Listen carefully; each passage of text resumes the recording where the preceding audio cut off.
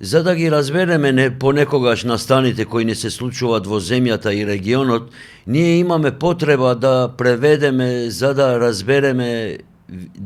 ја разбереме вистинската тешкотија.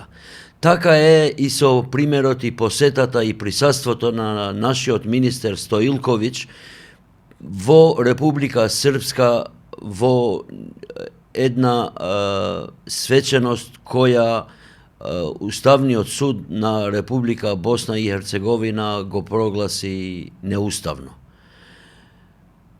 За да ја разбереме ние таа посета, како би звучело и како би се одвивало и колку би ни било тешко нам, мора да го преведеме со тоа што, например, Република Србија исто така има министер албанец, Демо Бериша, за она што го нарекуваат мањински права.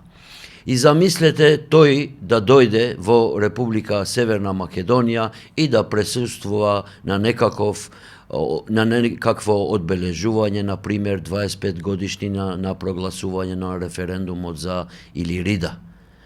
Како тоа би звучело и како тешко тоа би го попримило. Значи, ние не велиме дека Република Илирида постои, ниту викаме дека тој министерот во Србија е политички албанец, но може тоа да се случи преку некои стари JNA врски или удбашки врски и таа посета да се случи тука кај нас во Република Македонија.